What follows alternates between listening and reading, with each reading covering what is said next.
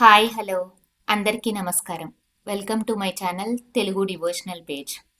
ముందుగా ఈ వీడియో చూసేవాళ్ళు నా ఛానల్ని తప్పకుండా సబ్స్క్రైబ్ చేసుకొని ఈ వీడియోకి ఒక లైక్ కొట్టండి. ఇక వీడియోలోకి వెళదాం.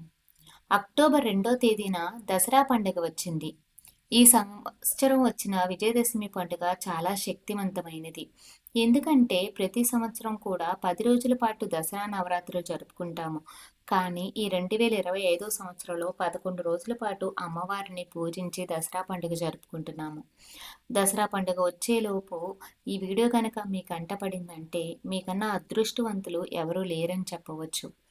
దసరా పండుగ పూజా విధానం, ఏ సమయంలో దుర్గాదేవిని పూజించాలి, అమ్మవారికి ఎన్ని నైవేద్యాలు సమర్పించాలి, పాటించవలసిన విధి విధానాలు, జమ్మి చెట్టు పూజా విధానం, వాహన పూజా విధానం, పాలపిట్ట దర్శనం, విజయ ముహూర్తం, ఇలా ఎన్నో అద్భుతమైన విషయాల గురించి ఈ వీడియోలో తెలుసుకుందాం.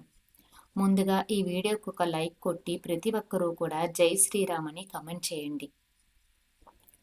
అక్టోబర్ 2వ తేదీన దసరా పండుగ రోజున అంటే నవరాత్రులలో చివరి రోజున ప్రతి ఒక్కరూ కూడా దుర్గాదేవిని పూజించాలి.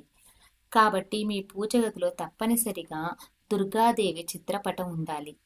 పూజా మందిరంలో దుర్గాదేవి ఫోటో ఉంటే మీ కుటుంబం మొత్తానికి కూడా సకల సౌభాగ్యాలు కలుగుతాయి. అలాగే ఈ దసరా పండుగ వచ్చేలోపు మీ ఇల్లంతా కూడా శుభ్రం చేసుకొని ఇంట్లో ఉన్న పాత వస్తువుల్ని తీసేయండి.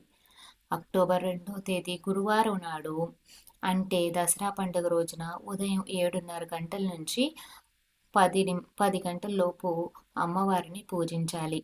ఉదయం 11:30 నుంచి 1 గంటన్నర మధ్యలో అమ్మవారికి పూజించాలి. ఇలా దసరా పండుగ రోజున ఇంట్లో ఉన్న ప్రతి ఒక్కరూ కూడా ఖచ్చితంగా పూజించండి. తలకు స్నానం చేయాలి.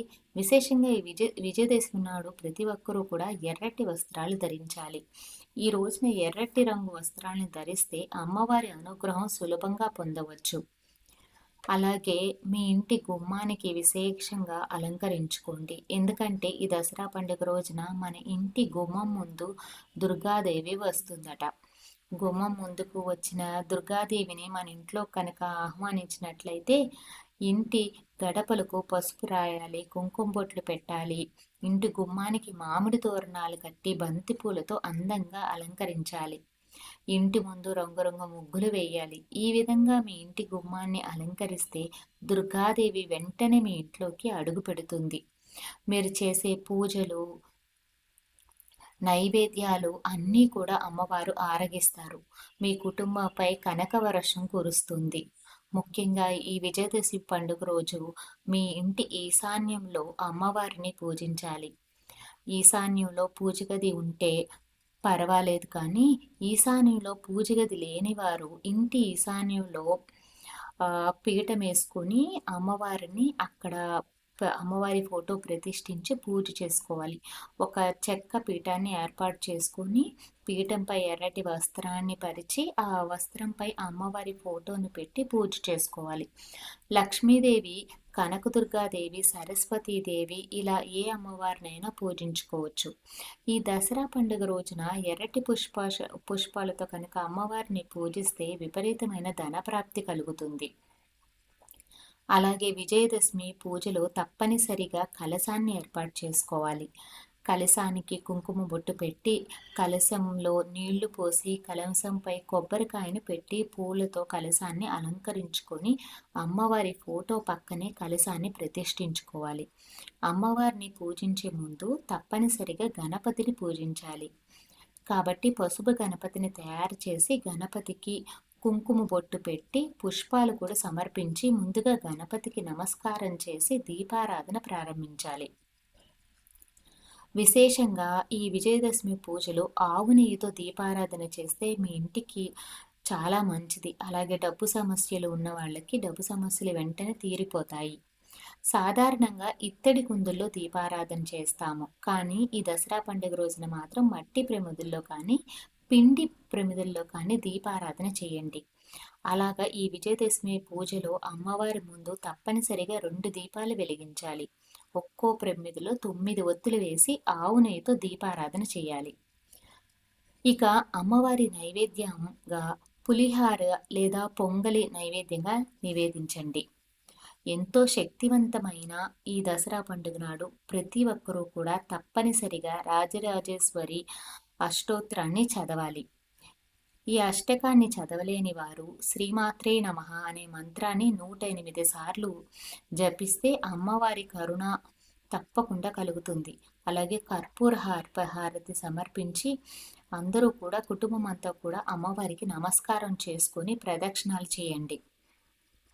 ఇంట్లో పూజ పూర్తయిన తర్వాత మీ దగ్గరలో ఉన్న అమ్మవారి దేవాలయానికి వెళ్ళి అమ్మవారి దేవాలయంలో దీపాలు వెలిగించండి.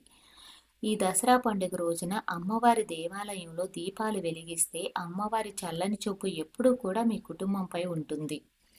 ఎంతో శక్తివంతమైన ఈ దసరా పండుగ నాడు శుభకార్యాలు నిర్వహిస్తే చాలా చాలా మంచిది.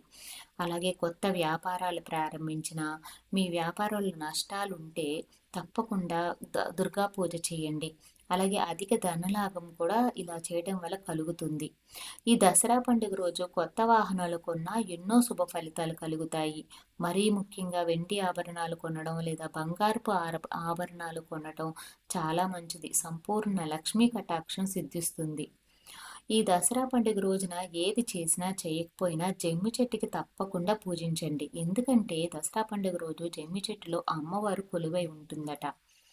కాబట్టి జమ్మి చెట్టు కింద నెయ్యి దీపం వెలిగించి జమ్మి చెట్టుకు 5 ప్రదక్షిణాలు చేస్తే మీ కష్టాలన్నీ కూడా వెంటనే తీరిపోతాయి.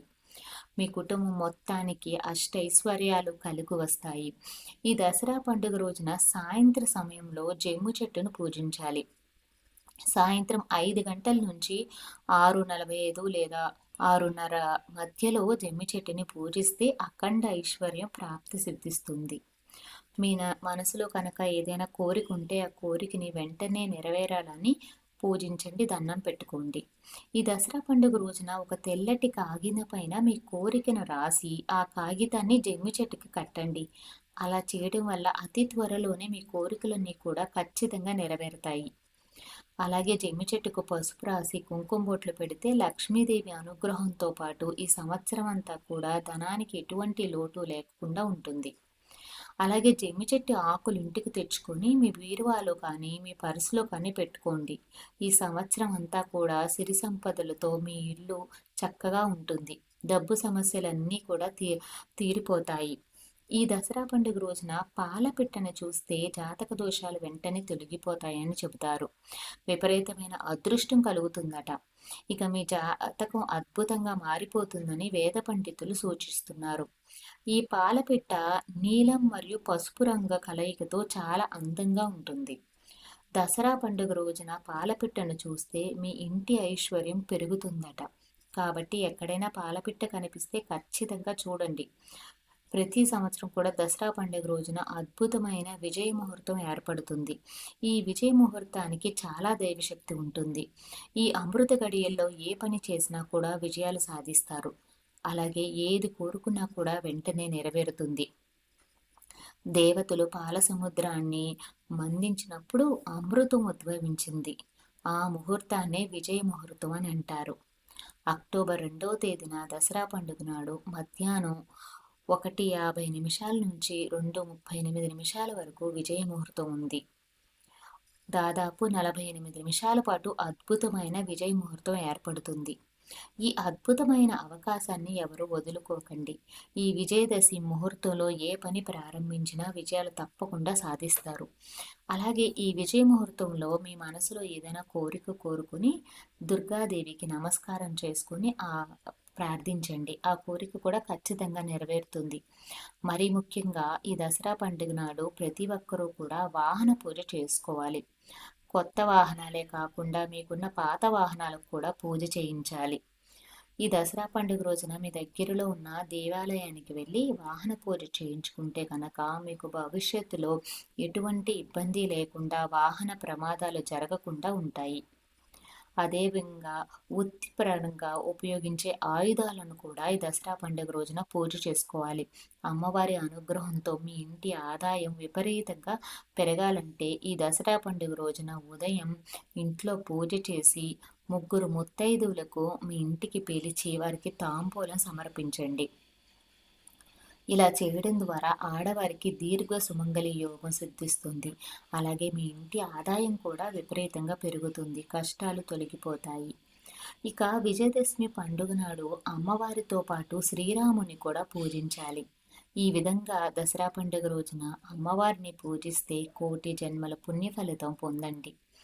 ఈ వీడియో కనుక మీకు నచ్చినట్లయితే తప్పకుండా లైక్ చేసి సబ్స్క్రైబ్ చేసుకొని నా ఛానల్ని సపోర్ట్ చేయండి. అందరూ కూడా జై శ్రీరామ్ అని కమెంట్ చేయండి. దయచేసి నా ఛానల్ని సబ్స్క్రైబ్ చేసుకుని నాకు సపోర్ట్ చేస్తే మరిన్ని మంచి వీడియోలు మీ ముందుకు తెచ్చేందుకు నేను ప్రయత్నిస్తాను. ధన్యవాదాలు.